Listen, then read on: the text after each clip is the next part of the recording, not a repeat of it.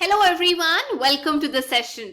आज हम डिस्कस करने जा रहे हैं ग्रेड 7th की science, lesson number 10, respiration in organisms, यानी भिन्न भिन्न प्रकार के जीव जो हैं वो सांस कैसे लेते हैं।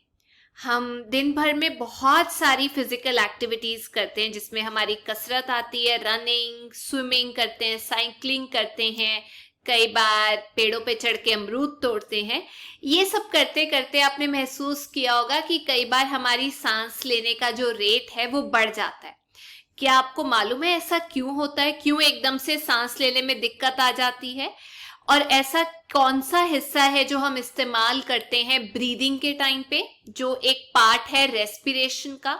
ये सारी चीजें आज हम इस क्लास में पढ़ेंगे और डिटेल में समझेंगे। अच्छा, आप ये सोचो,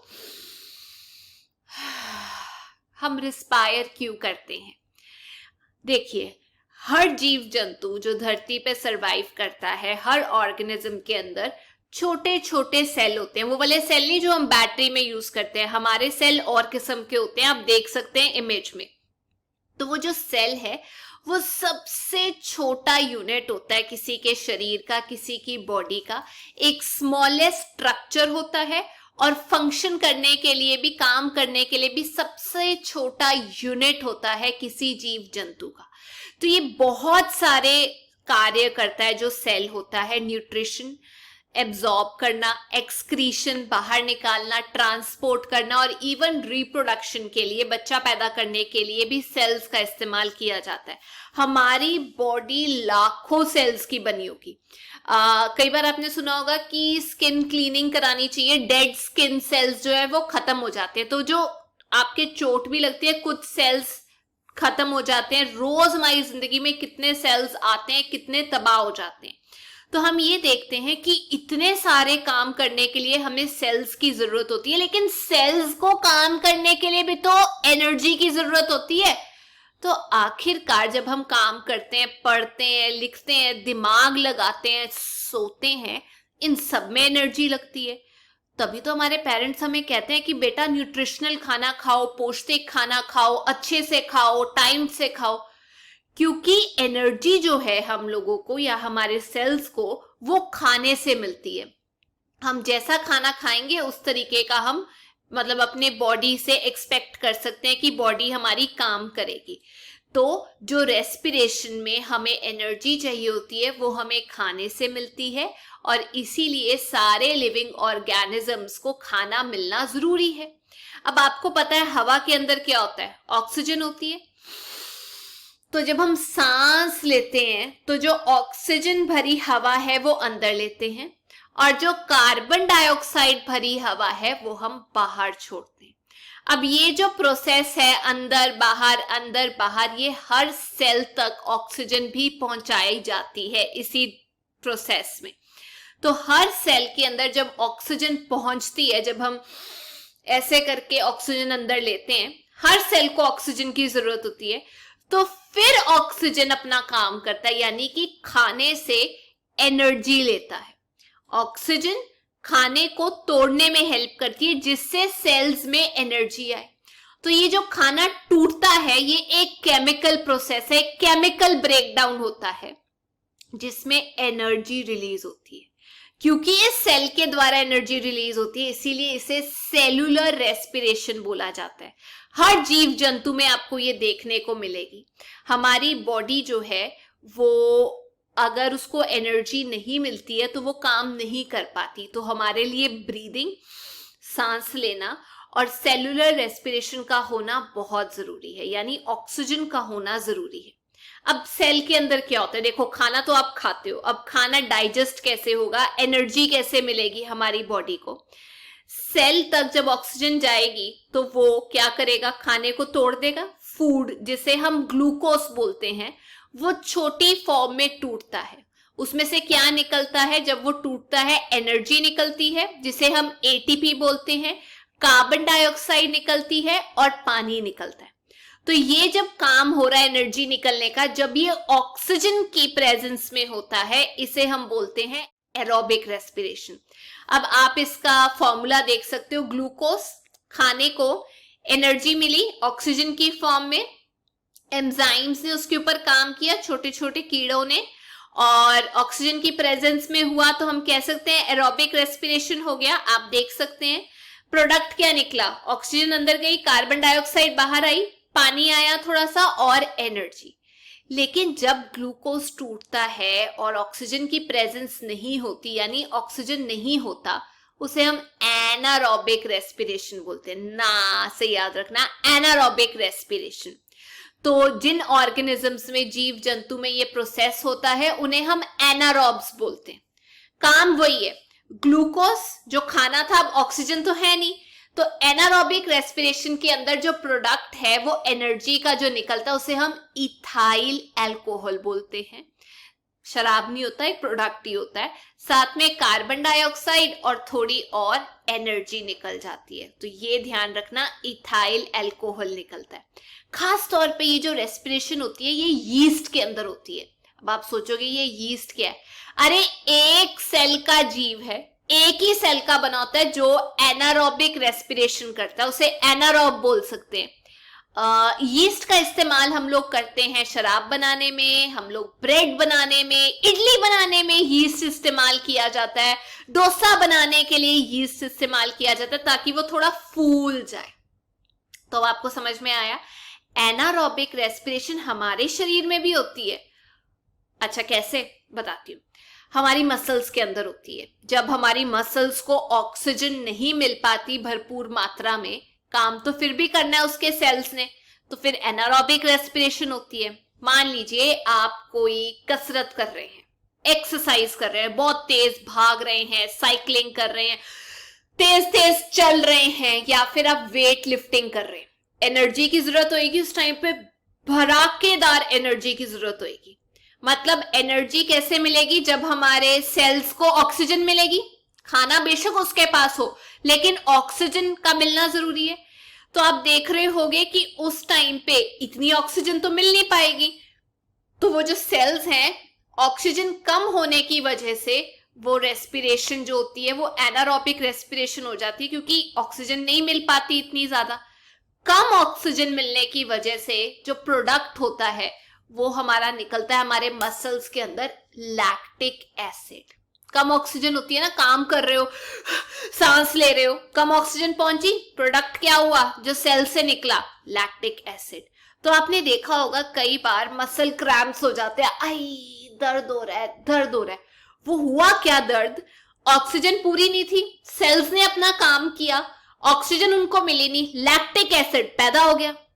अब जो लैक्टिक एसिड है वो जाके हमारे यहाँ पे जम जाता है मसल्स के अंदर।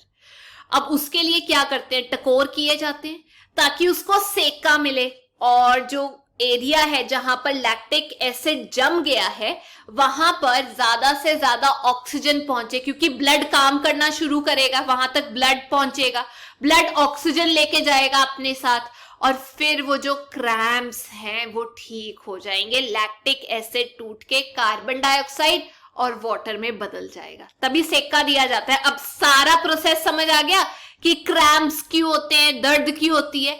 लैक्टिक एसिड मसल सेल्स के अंदर बनता है, और उसको ठीक करने के लिए हमें ब्लड सर्कुलेशन ठीक करनी होती है। ब्लड सर्कुलेशन कैसे ठीक होती है? जब आप टकोर करते हो, गर्म पानी से नहाते हो, तो ब्लड जो है वो सर्कुलेट करना शुरू हो जाता है। चंपी भी तो तभी करते हैं ब्लड सर्कुलेशन के लिए, बच्चे की मालिश भी इसीलिए की जाती है ताकि हर अंग को ऑक्सीजन मिले और लैक्टिक एसिड ना इकट्ठा हो। अब समझते हैं ब्रीदिंग के बारे में। हमें पता है ब्रीदिंग रेस्पिरेशन का एक हिस्सा है। ब्रीदिंग में क्या होता है? एक प्रोसेस है जिसमें आप ऑक्सीजन जो है अंदर लेते हो, कार्बन डाइऑक्साइड बाहर छोड़ते हो अपने ऑर्गन्स की मदद से। तो जो आप हवा अंदर ले रहे हो, इन, उससे याद रखना, उसे हम इनहेलेशन बोलते हैं। और जो कार्बन डाइऑक्साइड वाली हवा बाहर छोड़ रहे हो उसे हम एक्स से याद रखना, एक्सहेलेशन बोलते हैं या एक्सहालेशन बोलते हैं। अब इसमें ये जो प्रोसेस है हमारे अंदर चलता रहता है। जितनी देर कोई जीव जीता है उतनी देर इनहेलेशन एक्सहेलेशन चलती रहती है। अब आप सोचोगे ये कैसे होता है? हम तो सांस लिए बिना भी रह सकते हैं। 2 मिनट के लिए जरा अपना नाक और मुंह बंद करके देख लो, कार्बन डाइऑक्साइड अंदर इकट्ठी हो जाएगी जो सेल्स बना बना के छोड़ रहे हैं, आप दिक्कत में होगे। तो इसीलिए ब्रीदिंग बहुत जरूरी है, पंगा मत लेना नाक और मुंह बंद करने के लिए, सफोकेशन होनी शुरू हो जाएगी, चक्कर आने शुरू हो जाएंगे क्योंकि कार्बन डाइऑक्साइड बढ़ जाती है ना। अब एक इंटरेस्टिंग चीज बताती हूँ, अच्छा सुनो तो, देखो आम इंसान 12 से 20 ब्रेथ्स लेता है ऐसे करके जब वो बैठा होता है, और जब वो एक्सरसाइज कर रहा होता है तो 1 मिनट के अंदर 80 ब्रेथ्स लेता है ऐसे करके। आप ये कह सकते हैं कि अगर हम 1 मिनट में 20 बार ऐसे करते हैं तो एक पूरे दिन के अंदर हम 28,800 टाइम्स ब्रीद करते हैं। चलो ये तो होगी ब्रीदिंग की बात। अब सुनो, ब्रीदिंग का रेट भी होता है, 1 मिनट में जो काउंट किया जाता है वो ब्रीदिंग रेट क्या होता है, ब्रेथ क्या होता है, अंदर लेना बाहर छोड़ना, इनहेलेशन एक्सहेलेशन, उसे हम 1 ब्रेथ बोलते हैं। आम इंसान कितना ब्रीदिंग रेट होता है, 12 से 20 टाइम 1 मिनट में। जो बच्चा होता है जब वो सो रहा होता है वो ज्यादा ब्रीद करता है एक एडल्ट से, एक बड़े इंसान से। और आपको पता है छोटे जो जानवर है वो भी ज्यादा ब्रीद करते हैं बड़े जानवरों की तुलना में। जैसे अगर चूहे की बात की जाए तो 1 मिनट में उसकी 90 to 110 सांसें होती हैं, लेकिन अगर हाथी की बात की जाए तो वो 1 मिनट में 10 से 15 बार ही सांस ब्रेथ करता है, उसका इतना ही ब्रीदिंग रेट है। तो हम ये कह सकते हैं जनरली आम तौर पे हमें नहीं पता चलता कि हम सांस ले रहे हैं जब तक हम कोई एक्सरसाइज नहीं करते, ऑक्सीजन की कमी नहीं हो जाती, ब्रीदिंग रेट नहीं बढ़ जाता हम लोगों का। आप खुद भी एक टेबल बना के अपनी ब्रीदिंग रेट को चेक कर सकते हो, नॉर्मल कंडीशन में कितना है, बाकी अपने दोस्तों का भी चेक कर सकते हो। जब आप वॉक करते हो 10 मिनट के लिए, ब्रिस्क वॉकिंग ऐसे करके सीधी कमर करके आप जब चलते हो उस टाइम पे रेट कितना है, रनिंग करके 100 मीटर की आपका रेट कितना बन जाता है, और कंप्लीट रेस्ट करके आपका रेट कितना होता है। आजकल तो घड़ियां इस्तेमाल की जाती है।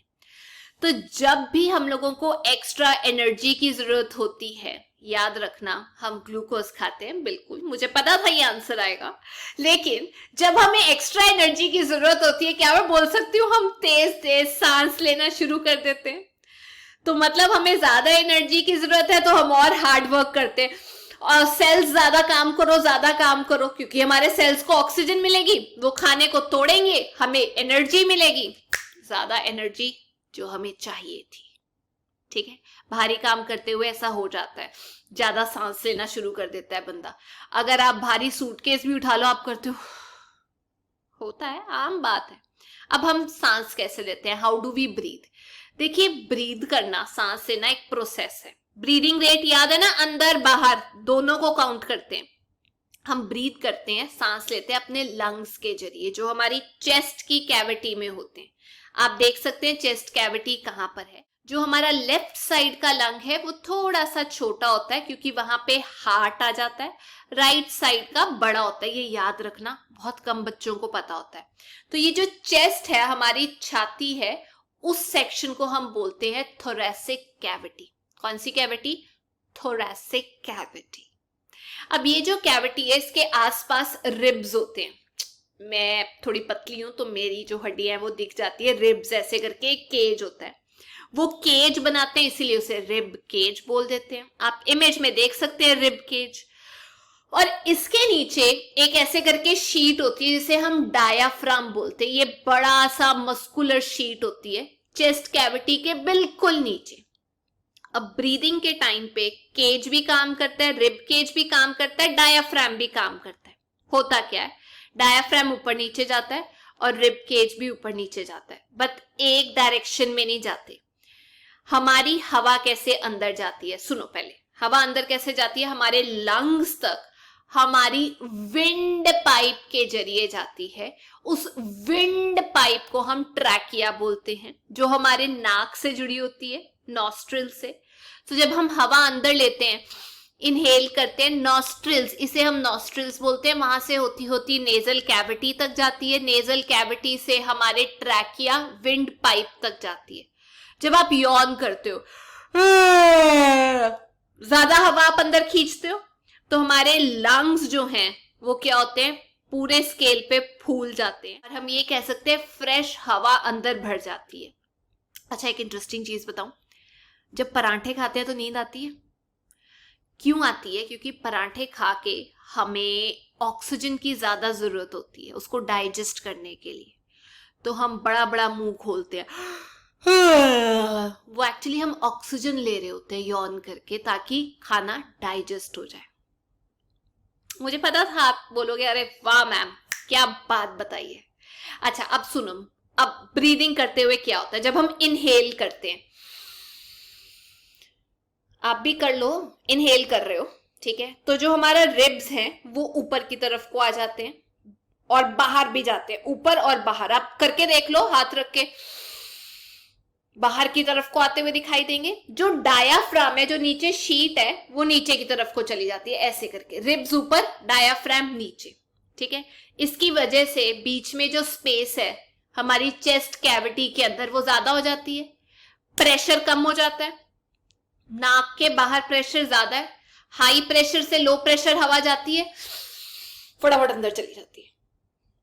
इनहेल कर लिया क्योंकि अंदर लो प्रेशर था, समझ आ गया, ये ऊपर वो नीचे, फटाफट अंदर। अब एक्सहेलेशन में क्या होता है, बाहर जब करते हैं तो रिब्स नीचे और अंदर की तरफ को जाते हैं, डायाफ्राम ऊपर की तरफ को आ जाता है, वो नीचे, स्पेस कम हो गई, हाई प्रेशर हो गया, तो आप ये मानिए डायाफ्राम सीधा बोलता है चल हवा बाहर की तरफ को, तो हमारी जो हवा है कार्बन डाइऑक्साइड वाली वो लंग्स के द्वारा बाहर कर दी जाती है। रिब्स के अंदर तो लंग्स ही हैं, वही काम कर रहे हैं। तो ये जो मूवमेंट है हमारी बॉडी में, ये हर सांस लेते हुए होती है, इतना पूरा प्रोसेस चलता है, सोचो होता है कि नहीं। आप इसको खुद चेक कर सकते हो अपने एब्डोमेन पे हाथ रख के, एब्डोमेन हो सकता है पेट के थोड़ा सा ऊपर, आपको दिखाई देगा अरे कुछ मूव कर रहा है, जब मैं बोल रही हूं तब भी कुछ मूव कर रहा है क्योंकि मैं सांस ले रही हूं। अब आप सोचोगे सांस ले रही है तो ये छींकेगी भी, अरे वो छींकती क्यों मालूम है आपको, हमारे नाक के अंदर, नॉस्ट्रल्स के अंदर कुछ हेयर होते हैं, तो कोई भी चीज जो बाहर का पार्टिकल अंदर जाता है वो म्यूकस उसमें फंस जाता है, ट्रैप हो जाता है। कई बार वो हमारी स्किन को, लाइनिंग को अंदर इरिटेट कर देता है, तो हम बोलते हैं अच्छी, इसीलिए स्नीजिंग होती है, ठीक है। और कुछ लोग बोलते हैं अरे तुझे कोई कोई याद कर रहा है, चलो, ताकि फ्रेश हवा हमारे अंदर जाए। बाल भी ज्यादा नहीं कटवाने चाहिए क्योंकि वो पार्टिकल्स को रोकते हैं। अच्छा, आपको ये एग्जाम्पल प्रूव करके दिखाऊं सांस कैसे चलता है हमारी बॉडी में, मैं कर दूंगी। एक ट्यूब ले लो आप, या ट्यूब छोड़ो, एक प्लास्टिक बॉटल ले लो, ठीक है। वो प्लास्टिक बॉटल का एक हिस्सा आप काट दो, सिजर्स के साथ, नाइफ के साथ एक हिस्सा आपने काट दिया, और ऊपर वाला जो हिस्सा है उसके अंदर वाई शेप का उल्टा करके आप एक पाइप लटका दो, और उस पाइप के अंदर या ट्यूब के दोनों साइड पे आपके बलून्स होने चाहिए छोटे छोटे। अब वो अंदर फंसा दिया आपने, आप डायग्राम में देख सकते हो। जो नीचे हिस्सा आपने काटा था उसके अंदर बलून चिपका दो। बलून नहीं लगाना तो आप ये कह सकते हैं रबड़ की शीट लगा दो, बलून नहीं है तो, गुब्बारा नहीं है तो रबड़ की कोई शीट जो खींची जा सके। अच्छा, ऊपर जहां से वाई ट्यूब डाली थी वो बंद कर दो वैक्स के साथ, किसी चीज के साथ, क्योंकि वहां से हवा नहीं जानी चाहिए। अब आप देखोगे कि जब वो नीचे रबड़ वाली ट्यूब आप नीचे की तरफ को खींचते हो तो बलून्स के अंदर हवा भर जाती है, जैसे लंग्स के अंदर, क्योंकि डायाफ्राम नीचे जा रहा है, लंग्स भर रहे हैं हमारे, वैसे ही वो जो वाई वाली ट्यूब के अंदर बलून्स थे वो भर जाएंगे। जैसे ही वो रबड़ वाली शीट या बलून को नीचे से आप अंदर की तरफ वापस ऊपर की तरफ को फेंकोगे, आप देखोगे कि जो बलून्स हैं वो अपनी हवा छोड़ देंगे।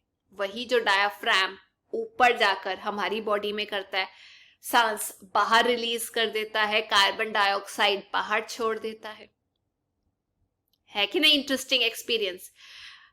ये भी बोला जाता है कि स्मोकिंग नहीं करनी चाहिए, क्योंकि जब आप स्मोक करते हो, तंबाकू या टोबैको बोलते हैं, उसके छोटे छोटे जो पार्टिकल्स हैं वो हमारे लंग्स के अंदर छोटे छोटे ना ऐसे सैक्स होते हैं, बोरियां आप देख सकते हो, एल्वियोलाई बोलते हैं उसको। तो एल्वियोलाई के अंदर जाकर फंस जाते हैं, ठीक है, उसको हार्म कर देते हैं। वो छोटे से ही होते हैं एल्वियोलाई, जिससे हम सांस लेते हैं और जहां से ऑक्सीजन जो है वो हमारी ब्लड में जाता है, तो उनको नुकसान हो जाता है, तो हमें सांस लेने में दिक्कत होती है। कई बार हार्ट फेलियर हो जाता है खांसते खांसते, कैंसर हो जाता है, एम्फिसीमा हो जाता है, जिसमें लंग्स की बीमारी होती है कि आपको सांस लेने में दिक्कत होती है। कुछ लोग पफ का इस्तेमाल करते हैं या ऐसे सांस लेते हैं। ये सब बीमारियां या तो पोल्यूशन की वजह से हो सकती हैं, लेकिन जो लोग स्मोक करते हैं वो भी लंग्स को खराब करते हैं। समझ आ गया? आप कोई स्मोक करता दिखाई दे तो याद आ जाना चाहिए कि वो जो छोटे छोटे इंग्रेडिएंट्स हैं, चीजें हैं तंबाकू के अंदर, वो हार्म करती है हमारे लंग्स के अंदर जो एल्वियोलाई होते हैं, जिससे ऑक्सीजन जाती है बाकी शरीर को। समझ में आ गया? डायाफ्राम वगैरह। अच्छा, जब हम बाहर हवा छोड़ते हैं तो कैसे होता है? क्या सबूत है कि मैम कार्बन डाइऑक्साइड ही छोड़ते हैं? सबूत दे रही हूं, रुक जाओ। आप एक कंटेनर ले लो, ठीक है, और उसके अंदर एक छेद कर दो ऊपर से, मतलब बंद कर दो जार को, और ऊपर वाले हिस्से में उसके एक छेद कर दो जिसके अंदर से एक स्ट्रॉ जा सके, ठीक है। उस कंटेनर के अंदर आपने डालना है लाइम वाटर। अब ये जो लाइम वाटर है इसे हम कैल्शियम हाइड्रोक्साइड भी बोलते हैं, ये इसका फॉर्मूला आप देख सकते हो। तो आपने उसके अंदर लाइम वाटर भर दिया।